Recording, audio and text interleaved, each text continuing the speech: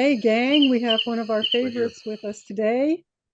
My dear old friend, Mark Dooley, friendship of decades.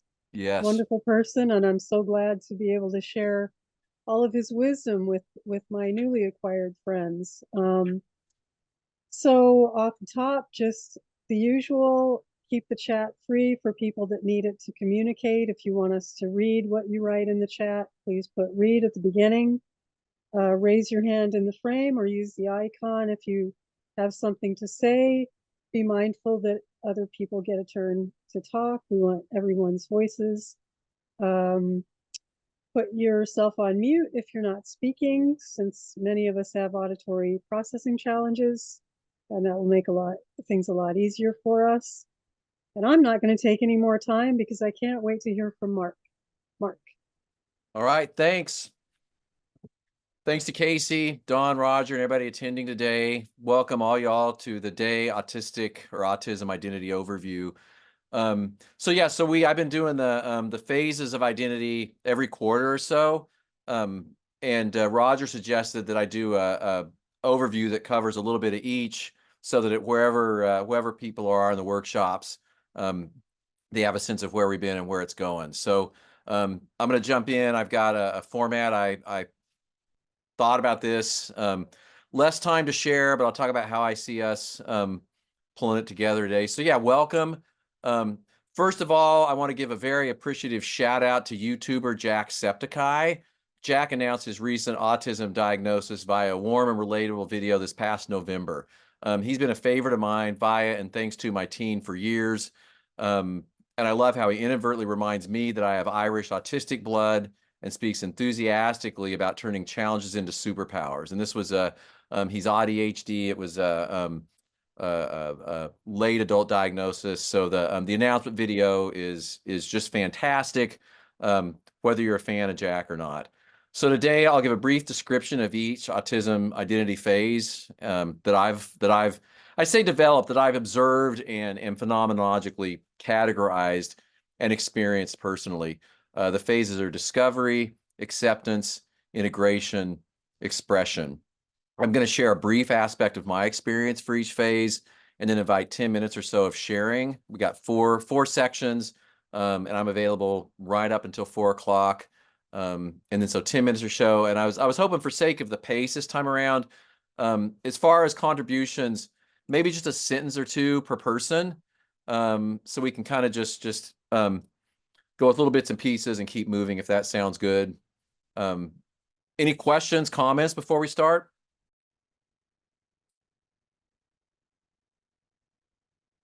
All right. Roger gave us a thumbs up. So here we go. And then with this, by the way, we'll all be set to dig back into acceptance at my next workshop.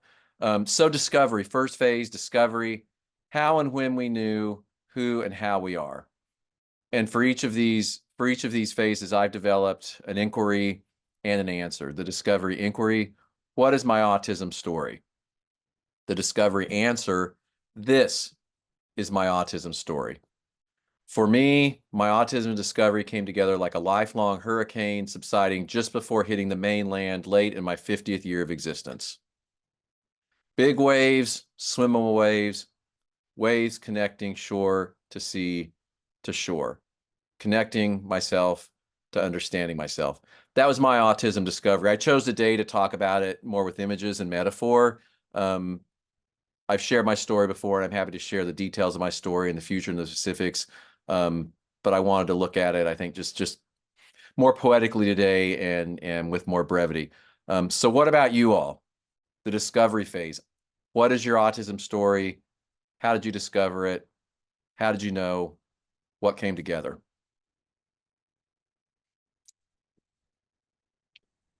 Well, Mark, at the time, you knew me at that time, and I was about to lose my family if I didn't figure out what was going on.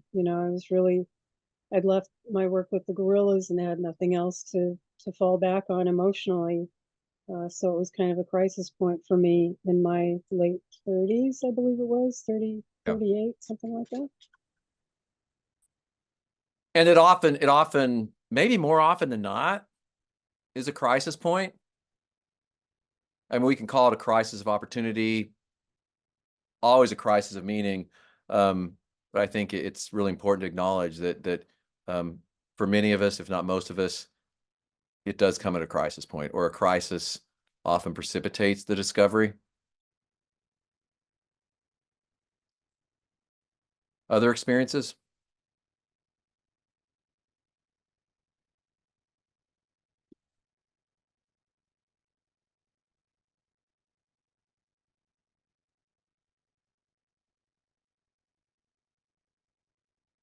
Couple comments in the chat I'm going to read out loud.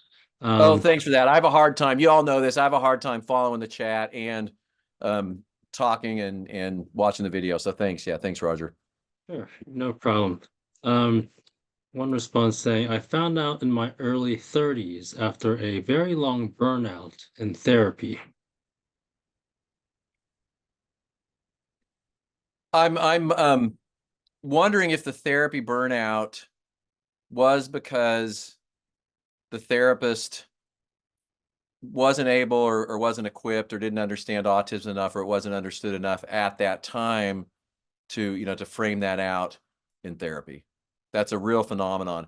I've shared this before. I have some professional regrets about that myself as a therapist, about missing it with a handful of clients, because we just didn't understand it in the way that we understand it now. I had blind spots as an undiscovered autistic. So a lot of times what I thought was just a really great therapeutic relationship was autistic vibing. But it's not uncommon that there's therapy burnout, or therapy for the collateral conditions and experiences that come along, the anxiety, the depression, okay, that are legitimate and real, and even maybe stand alone, but that are comorbid with with the autism experience. So yeah, that's and I really enjoy gathering the themes and seeing how common the themes are, and that's a very common, a very clear theme. Well, that's interesting because for me it was also it was it was both a crisis of opportunity and a therapy burnout, and I wanted to train.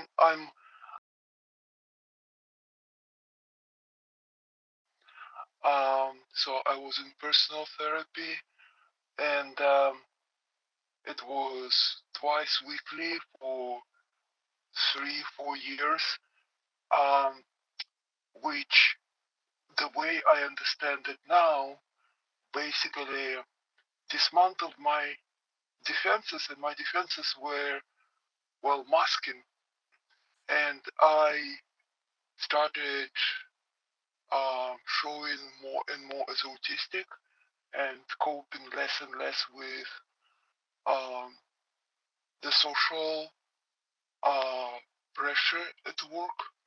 And at the same time, I came across, or I was placed with a trainer, with a supervisor that was very autocratic and had a very toxic um, environment on the world, and I ended up blowing the whistle. So as a result of this, I went off sick, and I was diagnosed with autism because everybody was just waving their hands saying, "You're so brilliant. How can you not understand such simple things?" And I'm like, "What am I supposed to understand?" So yes, for me it was a combination of therapy and unmasking social difficulties. Yeah. And all things, I mean, sometimes things start falling apart. They feel like they're falling apart. Okay. Or, one thing that happens moving through, another theme that we've talked about before is once it's discovered and accepted, it looks like, or it may seem like, or it may even feel like to the individual that it's all getting worse now. And that getting worse is, maybe I don't have to mask anymore, or maybe I'm burnt out from masking, or maybe I can try to be more authentic. And it looks like, as as some of these ways of being have been stigmatized, or there's internalized or self stigma, it looks or feels like it's getting worse. As a process of getting better, that makes a whole lot of sense. And I think you're in good company. We're all in good company with that sort of a crisis experience. And that demonstrates the degree to which you were masking so very, very, very, very well. And I've told folks this, I tell clients this, when I see a high CATQ, camouflaging autistic traits questionnaire score, I see very, very, very high levels of adaptation. Okay, but behind that score and behind that adaptation is a lot of effort, a lot of work, a lot of struggle, a lot of pains. Yes, and that's my experience, and also it increased the experience that my clients described to me. Now they that literally say it in the same words that I used to say to my family, that I feel like I'm walking on a very tight rope, and one blow of wind and I'm gonna fall down. Yeah, and maybe if I may expand the metaphor, at these points in our life, we don't realize that we have a net, or we don't have a sense of what the net might look like, or maybe we trust that the net's there, but we haven't fallen into it yet.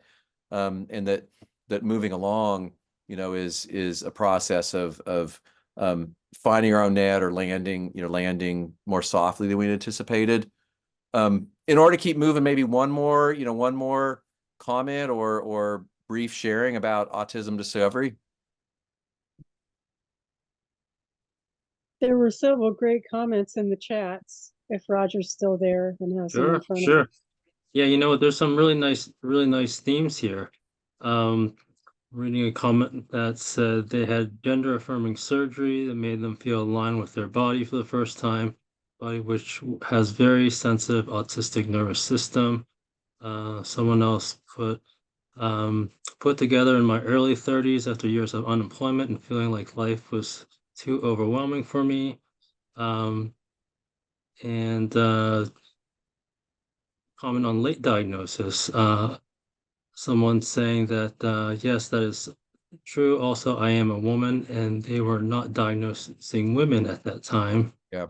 And another comment on having huge burnout during my master's program for mental health counseling.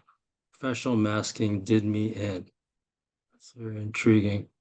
And finally, I came to believe I was autistic at 47 because of meeting someone who had also just discovered for themselves.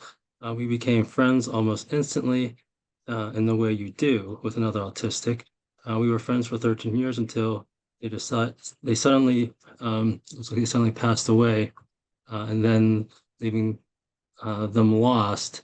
Went to therapy and it was confirmed 4 years ago. I'm still working on the whole identity thing.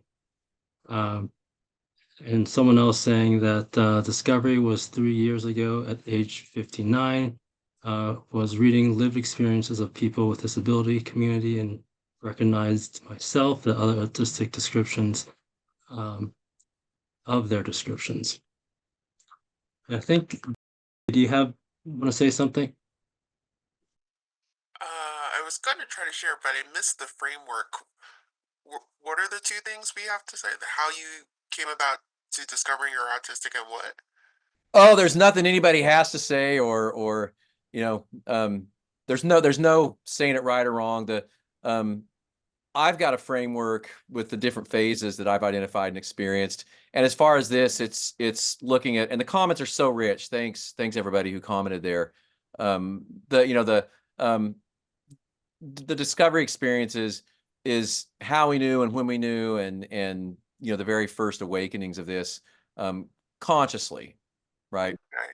So three things. How I knew was when I met a bunch of autistic women, which then changed me to think I might be autistic. Because 10 years before that, my mentor suggested I might be autistic, but at that time I only knew a Rain Man and didn't think I fit that. And then What year was that, more or less? So 10 years after college, my mentor was the one who suggested that I might be autistic when I had a falling out with other directors of a nonprofit. And then 10 years after that is when my family discovered they were neurodivergent. And then my family's psychiatrist said, hey, it's probably genetic, so you probably all want to get tested. And then, in the process of trying to help some parents start a nonprofit for their autistic children, I started going to support groups and met a bunch of autistic women. And then all of a sudden, we connected instantly from around across the nation. And that's what said, maybe I am autistic. And so then it took me 2 more years later to find a qualified psychiatrist or psychologist, because initially psychiatrists who are not trained in autism kept saying there's no way you can be autistic, you did well in school, you got enough sleep, whatever, all these crazy things. And then when I finally found a psychologist who was trained specifically for autism and learning challenges, development issues, she diagnosed me with autism, ADHD, and general anxiety. So I think I covered when, how, and I don't know what you mean by awakenings, but Well, we'll keep going. And I think your awakening was seeing yourself in others and seeing others that you felt belonging with, and autistic attraction, autistic affinity, and realizing that they were autistic and you felt that. So I think that absolutely sounds like an awakening. And I asked, what year that was, because yeah, you're talking Rain Man era, and this is and it moved along, and this is this the lost generation of undiscovered autistics. I saw that reframed as the overlooked generations upon generations and generations. And the shift there is maybe we haven't been lost, or we're not lost. We were just overlooked, and we didn't understand that we were being overlooked. yeah, so when the first sign, and then when um, I forgot, but either way, got diagnosed literally after searching for 2 years. And I think the awakening moment for me was that once I got diagnosed, originally I didn't think I needed a diagnosis, because I was like, well, there's no cure, so why do I need a diagnosis? But once I got the diagnosis, it's been a relief. It's been helpful to give myself a break where I'm kinder to myself, because I used to be so harsh, saying, why can't I do this? I went through all the classes for charm school, I went through all this training, but I still can't get social cues, and I still am socially awkward. And so I think that was my awakening that gave me, and it gave me resources like this, where I could not feel alone, not feel alienated, not feel like that I was flawed, but Yeah, and part of my identity. We need a cure for cancer. We need a cure for cancer. That would be great. We don't need a cure for autism.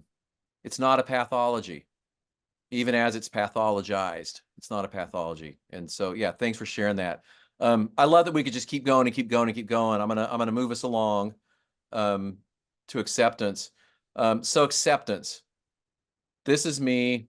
I've always been me. Now I can be more me. Acceptance inquiry. Who am I really? Acceptance answer. This is a good thing, really. Acceptance often includes passing through the stages of grief, which are thematically unique for autism acceptance. We'll look at that in the next workshop in detail.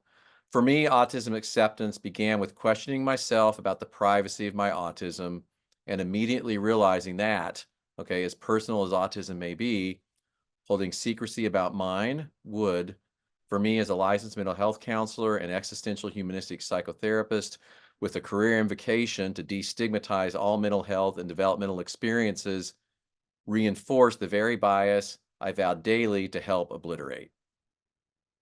Please understand also, coming out as autistic is a very individual decision from which there is no right or wrong way to proceed. Upon this realization, I spent a little over 4.5 years in the process of becoming fully public as an identity-first autistic. What about you all? maybe spend about 10 minutes on sharing here. Well, for me, acceptance was a great relief. Actually, the diagnosis was a great relief because I, because of my autism and the ADHD, I kept breaking important relationships. I mean, thankfully, not the most important relationship. I have been married for over 20 years now, but the relationships at work have been broken, and I ended up having to leave. Now work for myself, but I ended up not getting a PhD. I instead got masters in science because of my autism ADHD. So I made a lot of, I failed a lot as far as I could see. I also succeeded a lot, but I failed a lot, and I kept blaming myself. And at the point I was diagnosed, I was pretty close to suicide. So for me, the acceptance was like, oh my God, I'm not such a loser. It's just my brain works this way. Wonderful. Yeah. How liberating. And I think that's a part of the acceptance is just that relief and that the denial phase there in the stages of grief for for the autism discovery, autism acceptance, it's often this, I hear this over and over and over, and it was my experience, this feels too good to be true. Maybe it's not true. What if it's not true? What if it's like all these other explanations I had or found? Please let it be true. But we have to go over it and over it and question it, okay, and engage in a certain level of denial because it feels so right. Well, it feels so right because it makes sense finally, yeah, and that it's a different sort of grief because it's ultimately it's not a loss, it's a gain. Okay. And the stages of grief always resolve, in a gain, a gain in joy for sake of the meaning you made with the loss. But in this case, I think it's a net gain. And a lot of what we're grieving is what's already passed. So, yeah, very Beyond. Great. So we have 3 hands up. I'm thinking maybe we can go in this order. So like my experience with like finding out such a and everything and acceptance is a little different. Growing up, I heard the phrase "they broke the mold and they made you" all the time, like pretty much every adult I met. My mother and my father grounded me for being weird all the time. Did they tell you always had to do things the hard way? Well, yeah, but I always did them first. Like, I was super smart. I graduated early. I would have graduated even earlier. Um, so like, I'm like, no, it's not the hard way. It's my way, and I did it better. But I got really into like punk music and like underground weird cultures where like being norm is an insult, right? Like, we call somebody a normie, we're insulting them. So I feel like I did like math at school. I would get like really upset, like if like when people, I still do the constant over explaining. Like I either say nothing or I say like way too much. People like, please stop sending me these like 5-page long text messages. Like, um, but I had already accepted myself as like a me and like a weird person. So when I realized it was autism, I was just like, oh, that's why. And it didn't like really have a big impact. I'm still fighting for a formal diagnosis. All of my doctors of all sorts agree with me. But I'm only doing that because I want to go to grad school and become an autistic researcher and practitioner, and I want the credibility for it. Yeah. Well, and it'll get you accommodations. Well, I already can get the accommodations. I have ADHD that I've been diagnosed with forever. So, I actually. Oh, but and I think it was in a different group that was talking about this. I have gotten my psychiatrist to write ADA accommodation letters for me. And through that, I'm a very abusive like landlord and shit. Um, I've actually managed to get a lot of like the terrorizing behaviors of my life eliminated by getting my psychiatrist to write ADA letters, like everyone. and I really wish I'd thought of that sooner. So if you have someone in your life that's terrorizing you because you're autistic and they know they can, I also have PTSD and CPTSD. So it's a combination makes it like really easy to like if I get gaslit, I just like lose my shit, you know. Like, um, but so like once I got those letters in and I sent them to the police department too, no more problems. Well, This moves, along into integration, selves the things that we didn't get previously. And I'm reflecting on talks where he said that to deny oneself accommodations that might be beneficial, that's a form of internalized ableism. So I actually, so I have a retrieval problem. Like my receptive vocabulary is massive. My expressive vocabulary is constantly changing. So I used to, and I thought of it as cheating, but now I'm like, oh, I just gave myself accommodations. I would just write word banks on a piece of tape and like put them, and then no definitions or anything, just the words, and like tape it to the inside of my waistband. And then I couldn't remember a word during the test. I'd go to the bathroom and I looked through. I was like, "Oh, that's the one." So like, I actually was good. And now that I was a special ed teacher, I'm like, "Oh, that was actually just like a legit accommodation." well, this is What a lot of us find, Yeah. and part of that denial, part of my denial, and I want to move through, but I was sitting in my office and I'm like, y'all have heard this. Maybe I'm not autistic because I don't have accommodations. And I looked around and what you see here is a little autism chamber Okay. with my green walls and my philosophy and poetry and psychology books and my little special objects over here, and I've got a brighter light on now for the sake of the video, but it's usually very very indirectly and softly lit. So Roger said a couple more comments, maybe just a couple more brief comments, and on the half hour I'll move on to integration. And thanks so much. No, thank you. And the comments, by the way, I am tracking the comments. The comments are wonderful. Did you want to go next? Yeah, can you all hear me okay? Loud and clear. Wonderful. Could you remind me again what this stage we're at right now is? Acceptance. Acceptance. So, something you said earlier caught my attention, which was that you came out as autistic, and that language of coming out resonates for me a lot as both an autistic person and a non-binary person. When I got gender affirming surgery, it was sort of like the feeling of being in a car for your whole life where all the windows are rolled up and you're kind of in the passenger seat. And when I accepted myself as non-binary and I went through affirming surgery, it was like I was in my body for the first time since I was very, very little. Pre-masking, like socialization.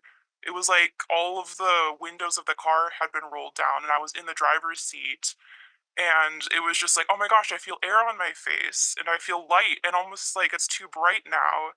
And there's like bugs coming in. Like I'm realizing that I have so many sensory needs that I was just ignoring before because I was dissociating. I was so detached from myself constantly.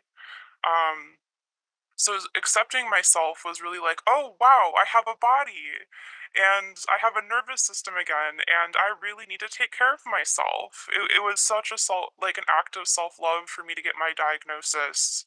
Last year I was, I think, 28, 27, 28 when I got my diagnosis. And it yes, the label is important. I've been able to find community, but it's that internal self acceptance of like, yeah, I know who I am.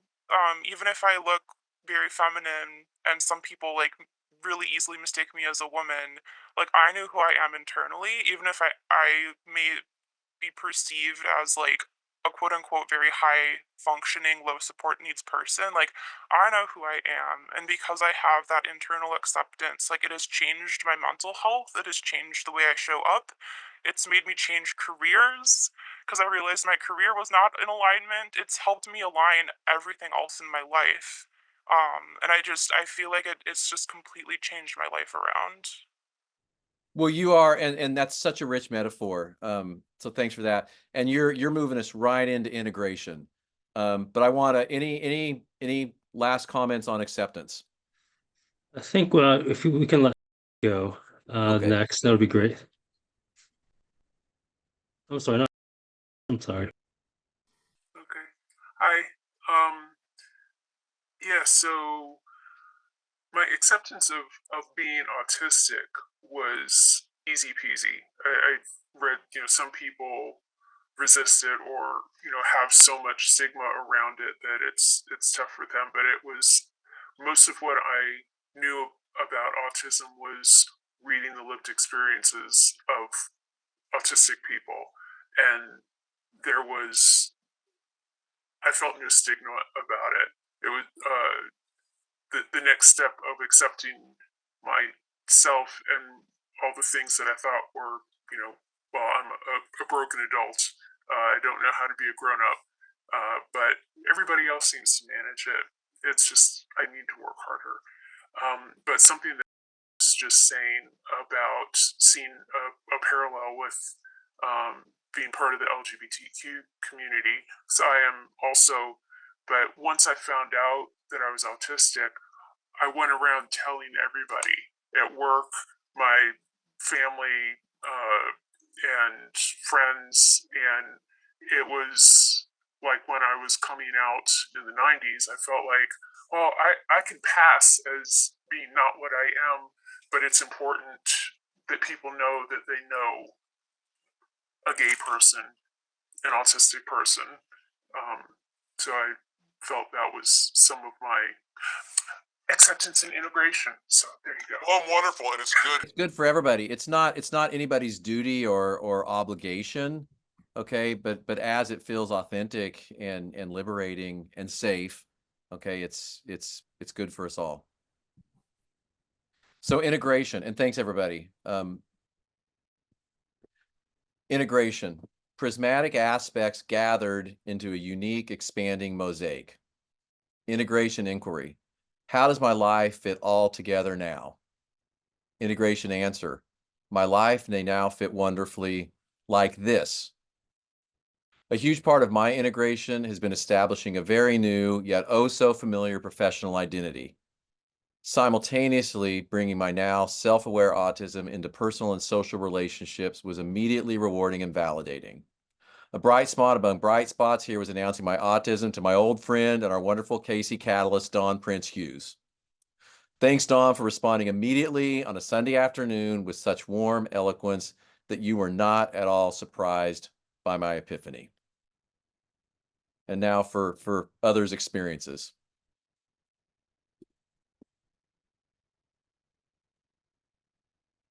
Honestly,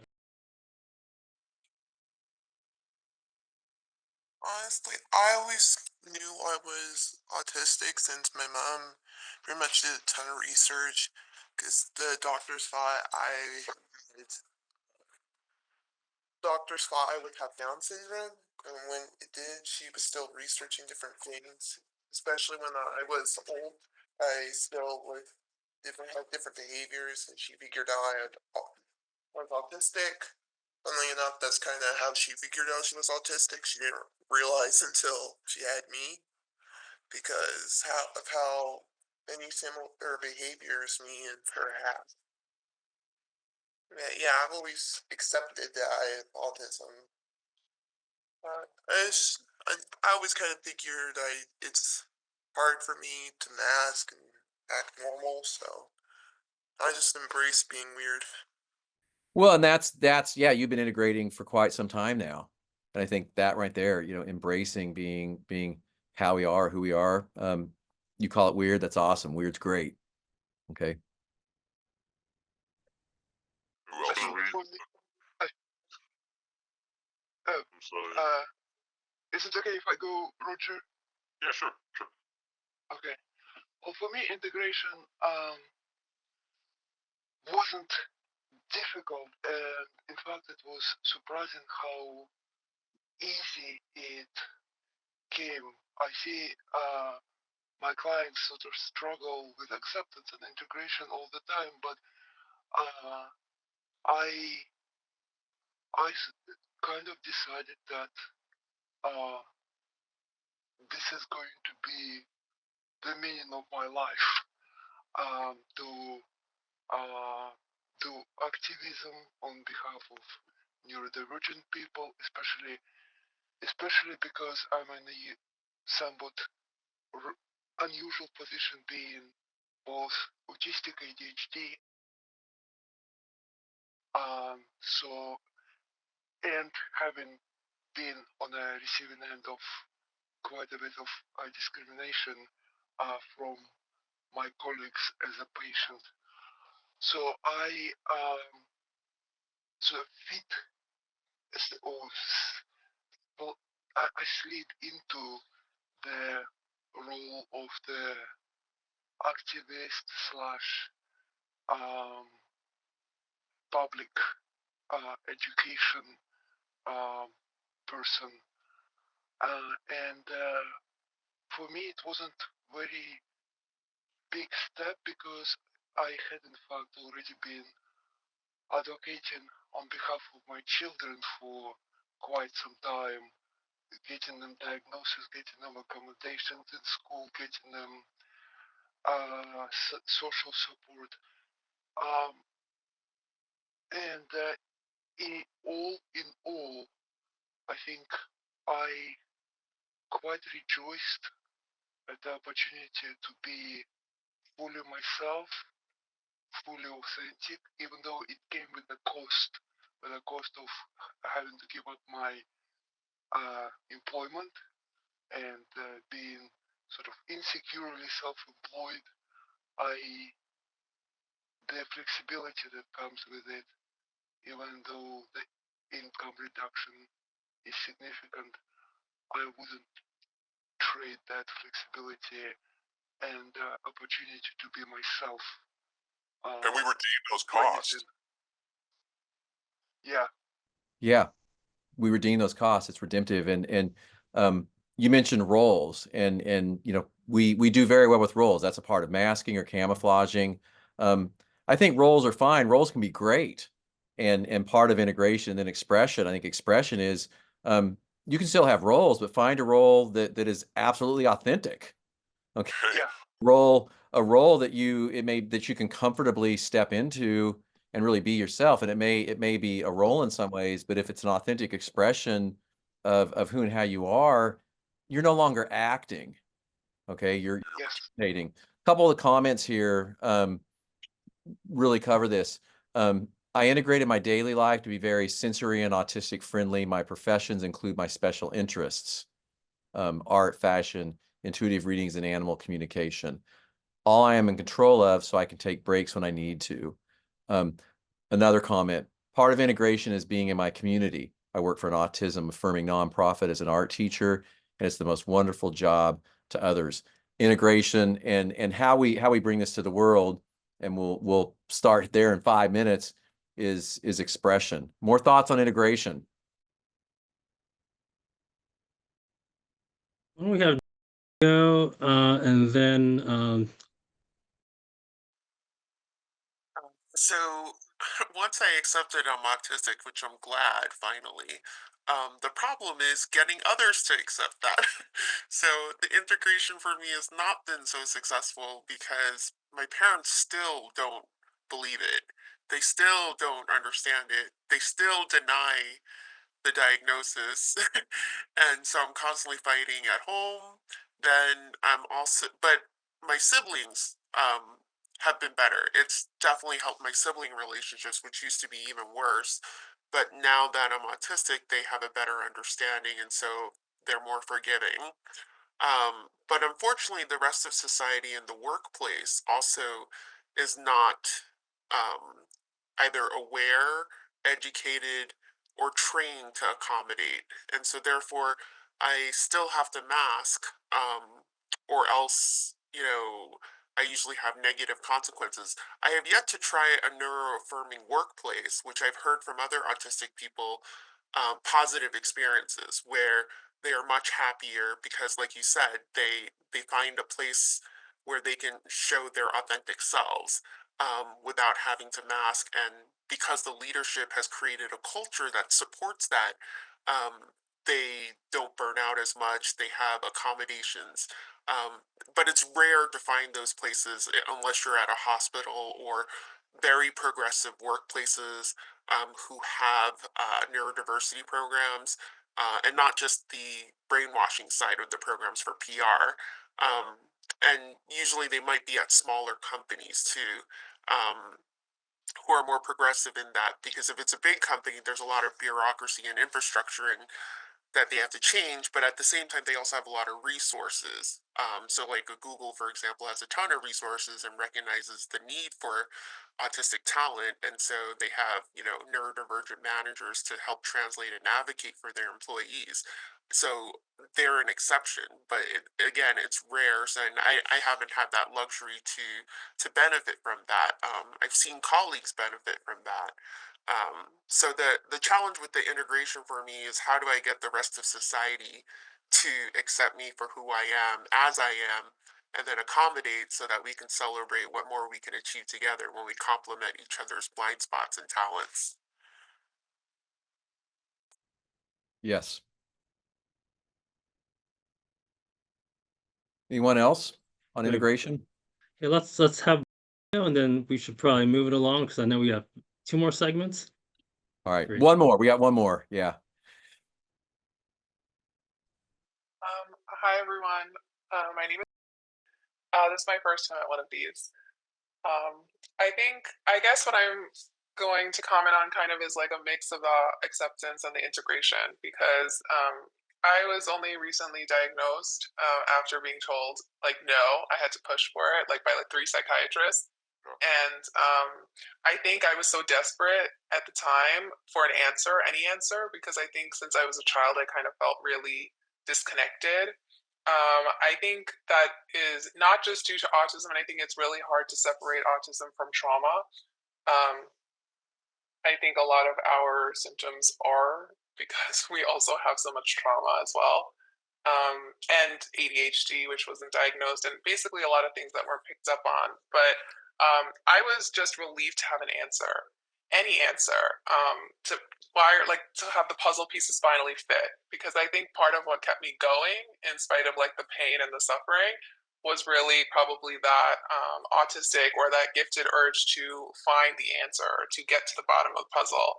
And I think since learning a lot about about neurodivergence and all the multiple neurodivergences that I have, and trying to find spaces and communities and people and connecting, I think the hard part wasn't in accepting it. I think the hard part has been in realizing, maybe through the unmasking or through the trauma work or whatever, how, or through the burnout, the extreme like autistic and ADHD burnout, realizing how disabled I really am. I think that part was really, really difficult to accept, and still is, because I think when you're trying to integrate, change your whole life over in a way, and you're dealing with these disabling symptoms, right? Like the light sensitivity has been really crippling this last year after doing some trauma work. And realizing, connecting dots of your irritability with being overstimulated and things like that. I think that part was really hard, and still is very hard for me to accept. That's the part that I'm just like, no, I don't want to be this. And also, how are you supposed to function out in life and be a participant in life? And I think I struggle with integrating to a degree because I'm finding it hard to accept the vulnerability of being so disabled in so many ways, and yet knowing that I'm capable of so much more, right? And trying to figure out how to shape a life or what to fix in my life, because I'm so used to fixing myself.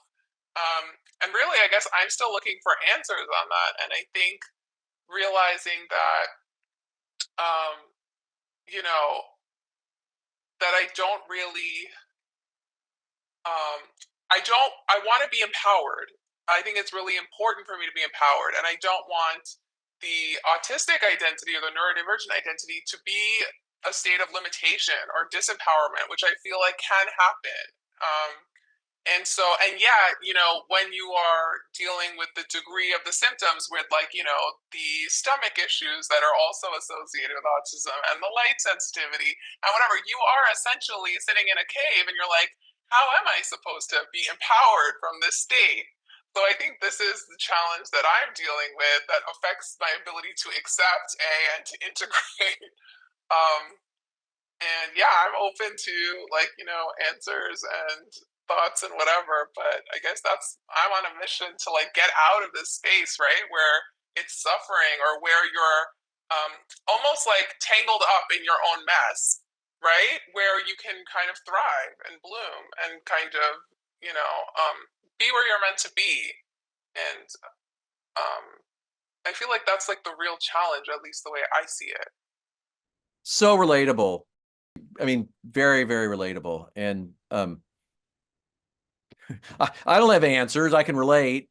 I think the Answers are out there, and that these gatherings that that we all have answers. One thing in that though that I observed is a part of this is our autism, allowing our autism or utilizing our autism to find our way through understanding and integrating and expressing our autism. And especially with trauma, I've experienced themes of people who, realize that, who experience shocking adversity of trauma in early childhood, not simply, the trauma of being an overlooked autistic or a pathologized autistic, that the rich inner world or the ability to, to retreat into one's own mind or imagination, protected from the trauma. And you talk about that the need for answers, okay, the drive for answers. So I think that the answers exist in the questions, that our autism can help guide us, with and within, and not through like to get out of it, okay, but through to fully be in it. And yeah, there's there's no way around difficult interfaces, with our environments, with with expectations, with the challenges some of the challenges that we choose meaningfully. So yeah, very relatable. There was just one thing that I was forgot to say, but I think one of the things that's been so huge is like you just reminded me of it, and um, I think I was looking for an answer my whole life, and I think this journey that brought me to the diagnosis has been about that. And I think what I failed to understand, which I think I've noticed in the community is something kind of common, and maybe it's the result of trauma, or maybe it's the result of autism where we're more comfortable in our minds, where we're looking for these answers or we're trying to understand, right? Gain meaning or understanding or knowledge. And I finally got the answers. And I think what I realized when I got the diagnosis or this understanding, oh, the puzzle pieces are fitting, was that it didn't really change the emotional experience that I've been dealing with my entire life. And that was like a new type of devastation that was hard to Precisely. accept.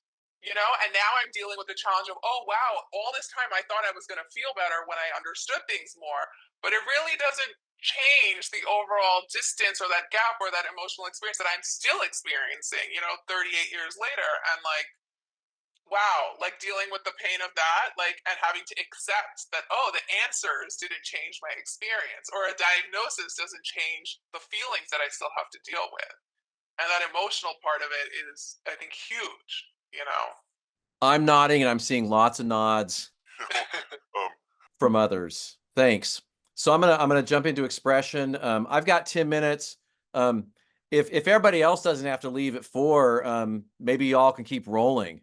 Because the wonderful thing about this is I get a start things off, but it's a conversation that's carrying itself, and I love that. That's what I want out of these workshops. Is I want to put a few ideas out and share a few experiences and observations in a way that other people can create and co-create a process that's all about all of us. So expression.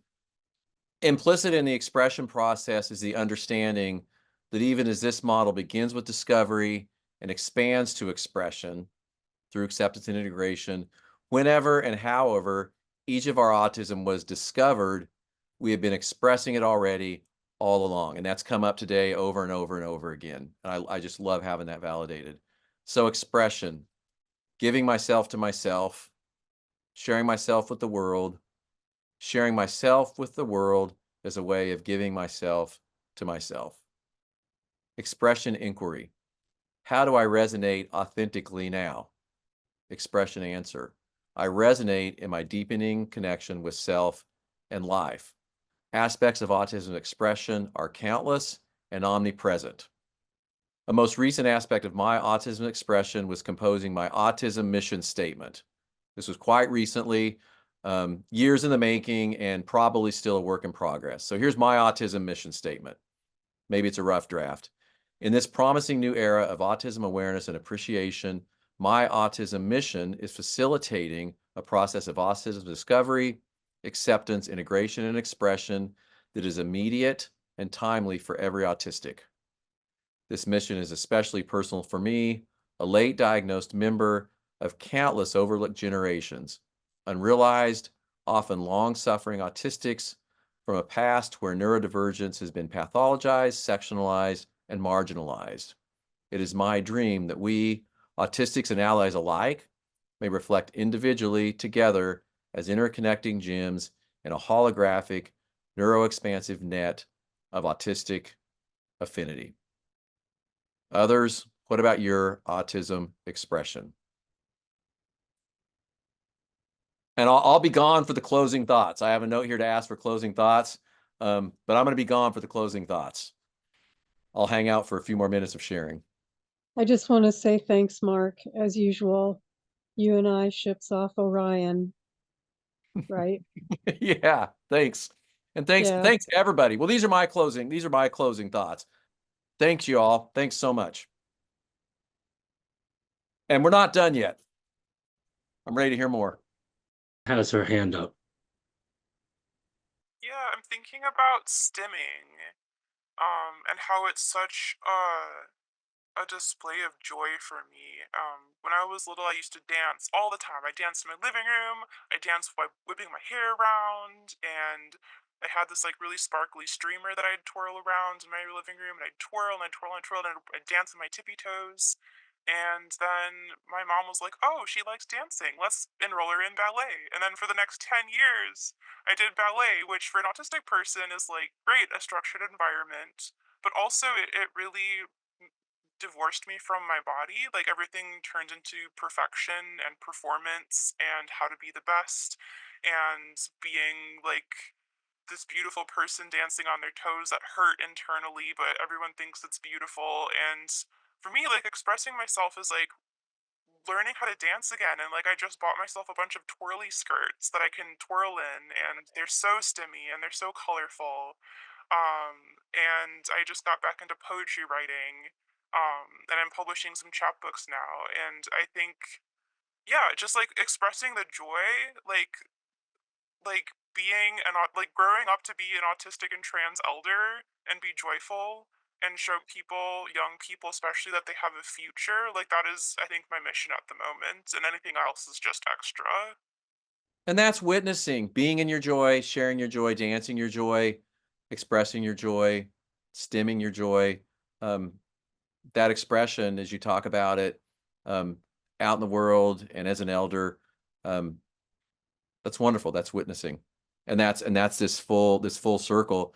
That's where the grief, the trauma, what regrets we may have, or regrets for, what we didn't receive or how we weren't understood. That's where it all comes back around full circle. Great. I wanted to let I know she's been wanting to say something for a while. Really? Really quick, I just want to say thank you, Mark. You used the word appreciation. And I cannot tell you 20 years ago when I said, oh my gosh, acceptance, I'm ready for appreciation. Like, I love autism. I got reamed. I mean, people wrote nasty letters, and I'm like, okay, whatever, maybe I don't get it. So thank you for saying that word. And I need to get so she can get on the podcast because she sounds like she's going to be right for shifting the narrative. And I'm going to mute myself now. Thank you. Much appreciated. Well, I knew that I was, I went through the stage of acceptance and accepted myself and my neurodivergence fully when my client just said to me last summer, "Wow, you're so authentic," and it was such a pain because he was recently diagnosed, and it was such a pain in his voice and envy, and at the same time such a joy on my behalf that I couldn't help crying. But that let me know that yeah, that I got there.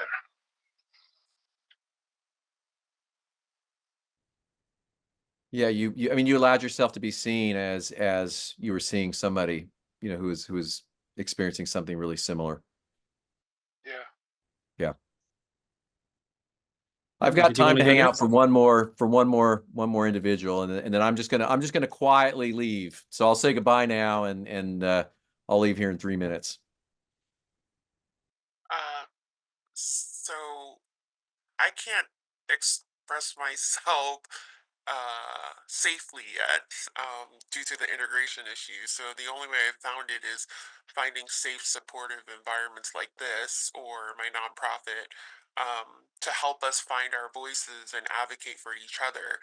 And then to use roles like a registered parliamentarian to ensure that members' rights are protected and the minority voice, especially in the disabled community or neurodivergent community, is heard, so that when groups make informed decisions, that their needs and wants and preferences are considered for accommodations to make a more informed holistic solution. It's not going to be perfect because I know humans are bound to make mistakes. We have blind spots. We're not omniscient, but at least we're all engaged in that process.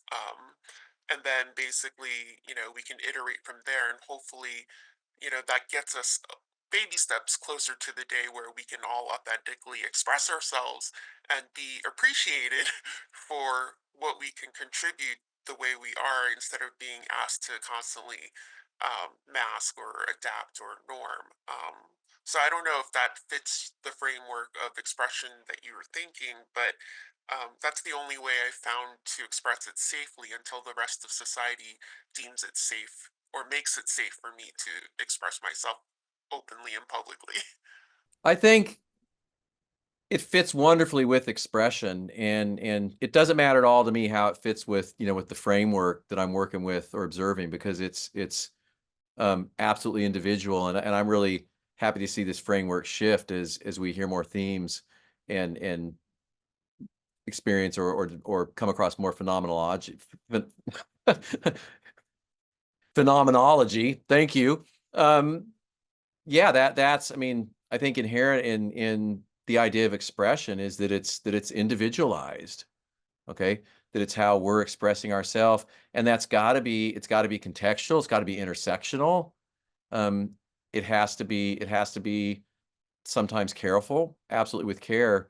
But again, it's very subjective, and that's you know that's what I think is wonderful and central to all of us, that we're experiencing the commonalities, okay, and the connections, and simultaneously, it's unique while being simultaneously interconnected. So, gotta run. Thanks so much, everybody. Really appreciate it. Hope to see some of you next time. All right, bye.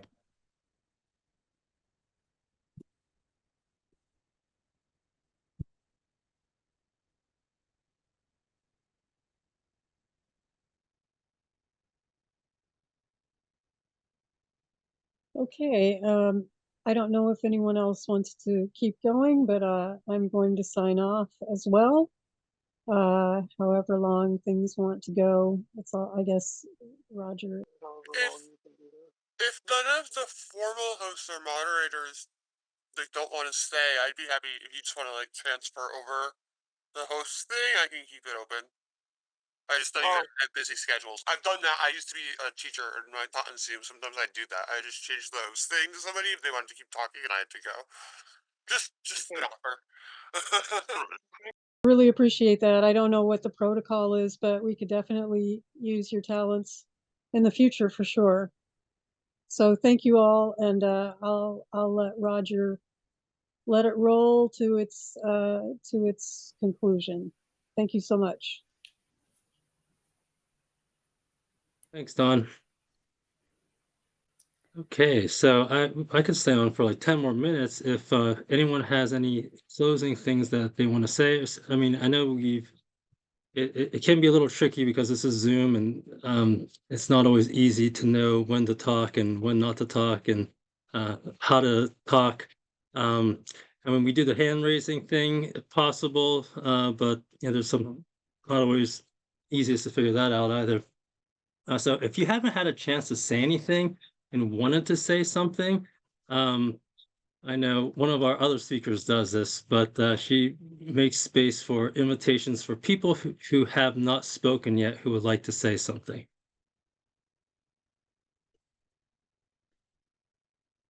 Go for it. Yeah, thank you.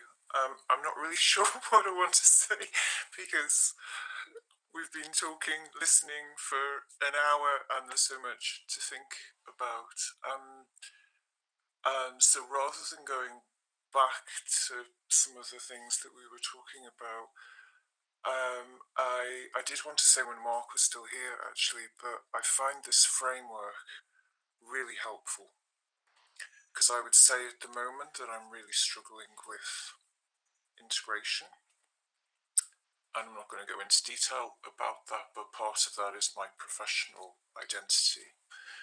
And this linking of, well, the linking of all of them, but specifically integration with expression, because I'm in this period of changing my professional identity, going from working in to working privately. How do I want to present myself? Ultimately, how do I express myself as a setting up on my own? And yeah, so this framework, rather than just feeling confused, unintegrated, anxious about how to go forward, I'm finding this framework really, really containing. Actually, it's giving me a little bit of structure to think about what's going on for me at the moment and kind of where I might be heading. So yeah, really, really interesting to hear everybody else's stories. But yeah, that in particular, I think it's really, really powerful. Yeah, so glad to hear that. Mark has done a few sessions with us. We suggested that we run through all of the different phases in the new year because we're going sequentially, and we realized that folks who were further along, or maybe folks who were not in sync with the pace of the presentations, we don't want to have them stuck and hanging. So we figured let's just do one where we sort of do a brief overview.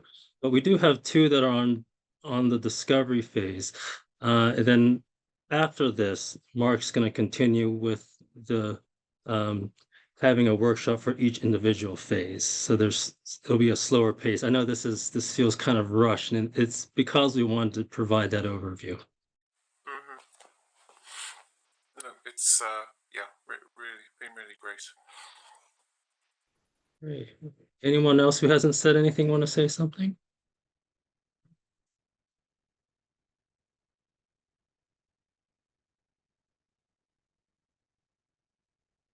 Okay, wonderful. I know that you had your hand up, so I was curious what you had to say. Please.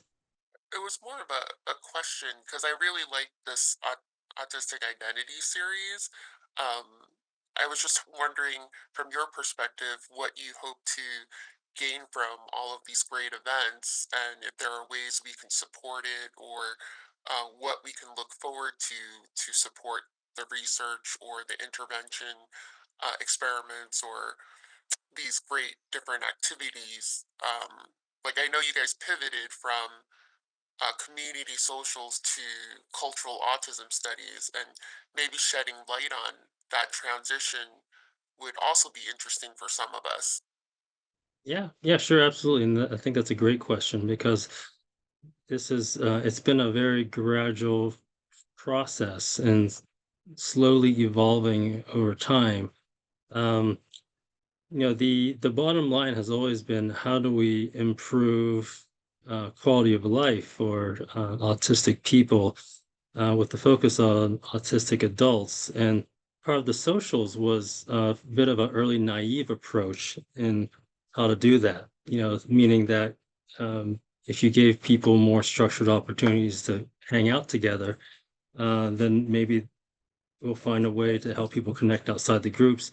That didn't work out the way we wanted. There's a lot of different reasons for that.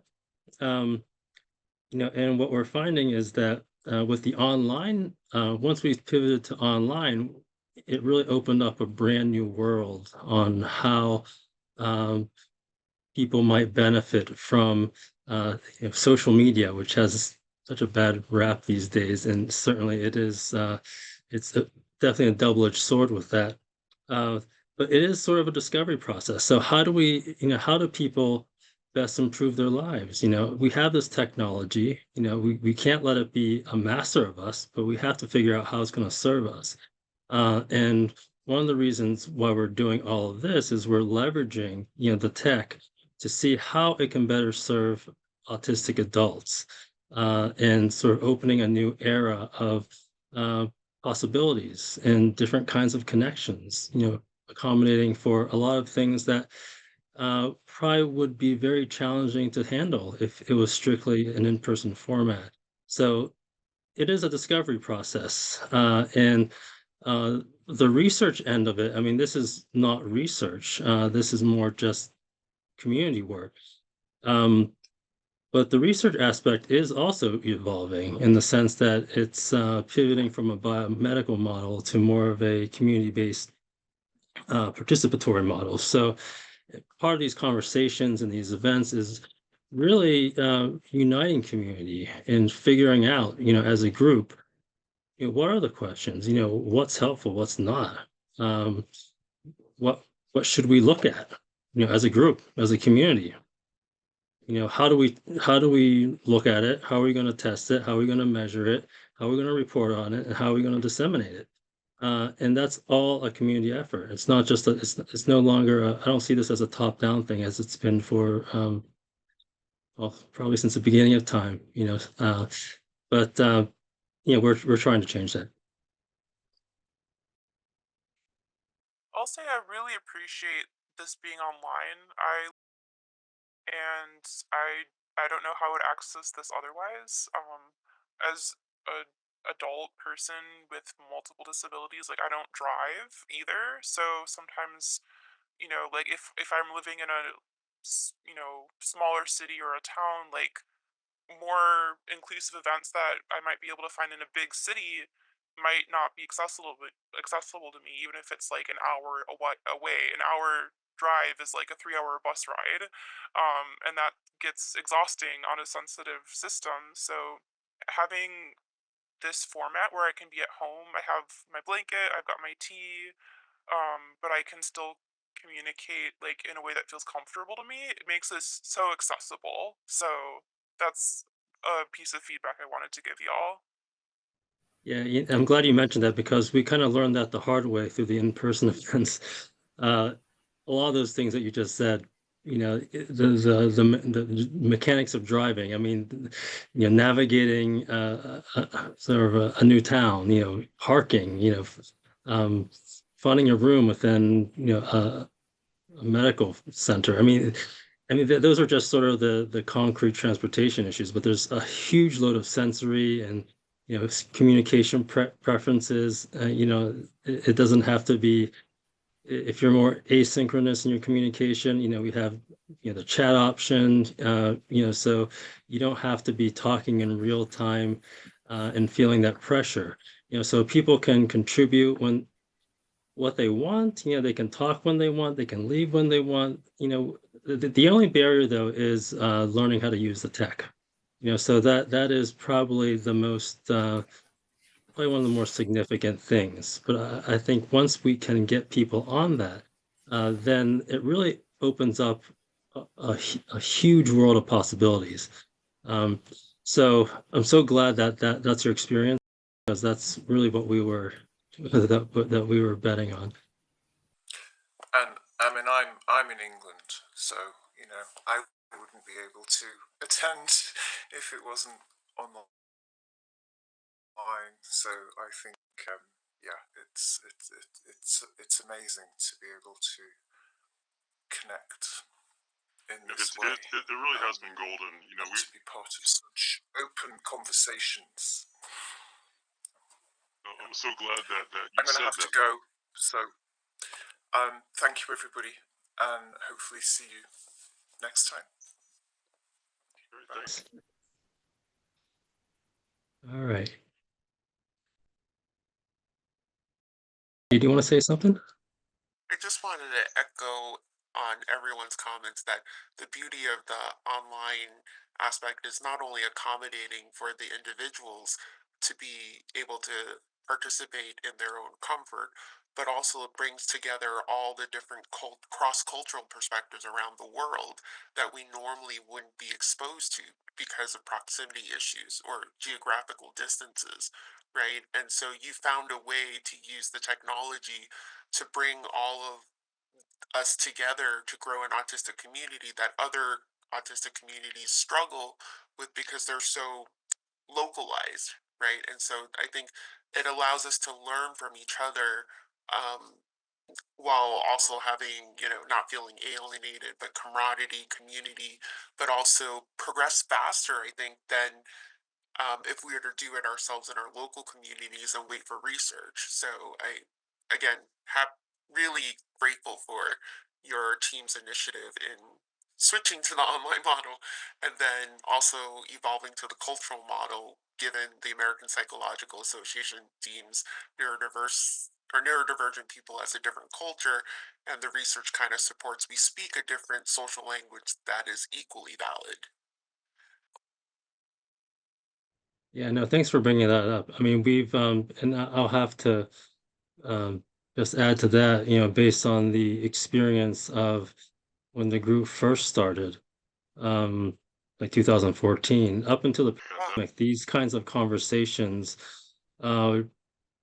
we never had these kinds of conversations because not everybody who was local was interested in these kinds of conversations.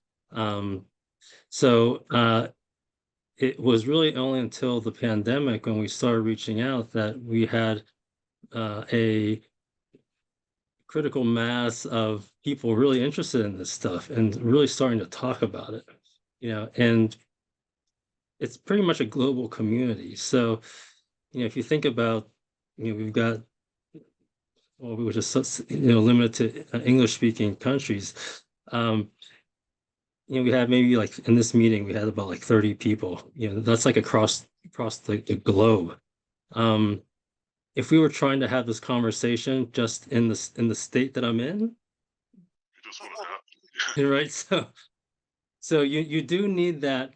I mean, I'm not saying that it's not possible to have local conversations, but it has to start somewhere. And usually, when it starts somewhere, you're looking at sort of the outliers who are ready or very interested in having the conversation. I had your hand up.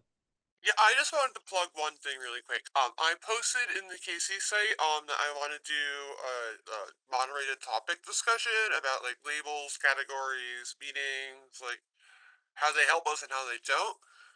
Some people have expressed a lot of interest, but if you have any ideas for that, please post on the or comment on the post because I need to narrow down the topic soon.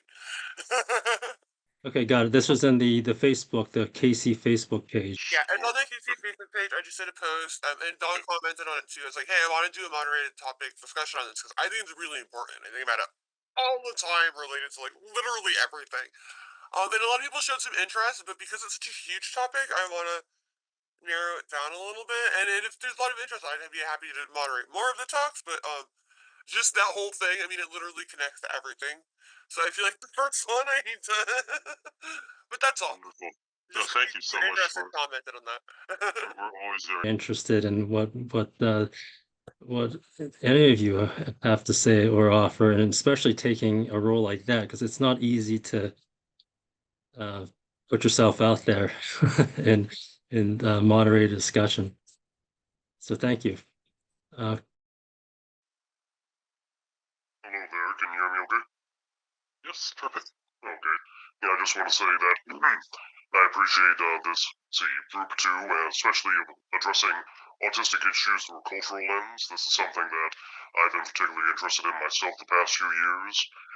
Deconstructing the experiences that autistic people have, in certain cultures. My own experience was a negative one. Was raised in a culture that is very ableist, and it's led me to the realization about how a person's abilities and disabilities actually affect their ability to integrate, assimilate, and be accepted within a culture. And that's something that I've found I have a hard time articulating to other people and having them comprehend. Like, how can you not identify with the culture you were raised in? My point is, well, I was never really fully accepted in that culture in the first place, so I don't see why I should have to identify with it. And even trying to, I don't know, learn more about different cultures and like work with people in different cultures, it's just led me to realize how ableism, much like patriarchy and feminist thought, is a cross-cultural issue. And that's why I feel more solidarity needs to be built between people who face disabilities in order to form our own culture and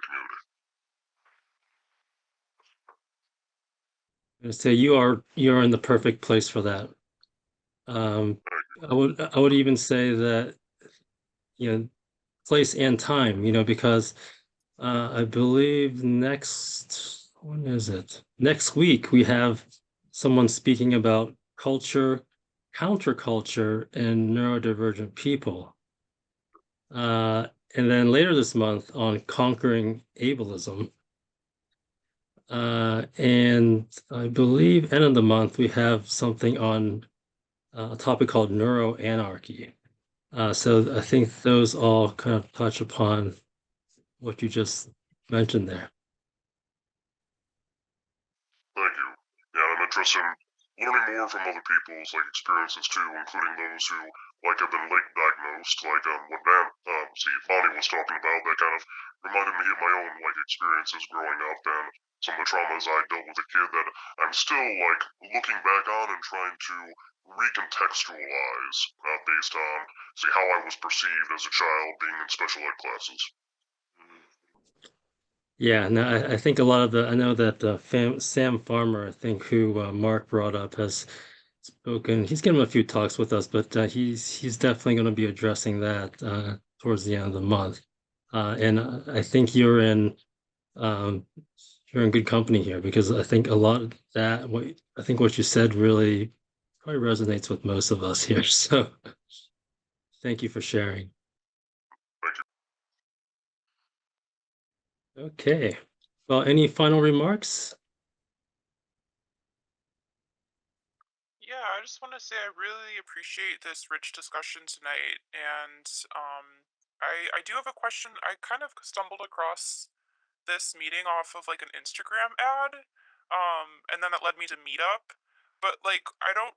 So are you a research team? Is this anthropology? Could you contextualize this a bit more for us? Sure. So we're a pretty diverse group of folks here. So Dawn, who you probably remember earlier, this is sort of a collaboration between myself and Dawn. And what we're trying to do is, I come from more of the university, old school biomedical side, and I would probably say that to tell you the journey that I had would probably be another meeting. But it basically sort of goes to show that what you learn from the community is how you understand and I guess think about how to help people. And I think a lot of the old biomedical stuff was based on a lot of assumptions, especially a lot of ableist, types of views about what people should be doing, ought to be doing. And in my professional training, I realized process over time that wasn't the best way to help people. That there had to be another reason other than uh, sort of conforming to some kind of arbitrary standard. Um, and so part of that search was this group, and then, well, the social group, and then the social group evolved to a partnership with Don, who's an autistic anthropologist. And then that partnership then led to what you're seeing unfold today. So it's not just Don and I, there's a bunch of folks who are basically across the globe, where we have, I think the vast majority are identify as autistic or at the very least neurodivergent. And it's more of a collaboration, trying to figure out how do we sort of bridge that gap, because it's not going to happen by itself. It's going to have to happen through a different kind of mechanism than has been implemented in the past traditionally in sort of academia and in medical centers. So part of all of this is figuring out what that path is, and making it really community-based. So not just giving it lip service and putting out some kind of a campaign, giving the optics of it, but really community-based and from the brainstorming of ideas, the questions you want to ask, how you want to answer the questions, how do you want to educate the public, who do you educate, and there's so many different ways that so many different combinations of things that you can do.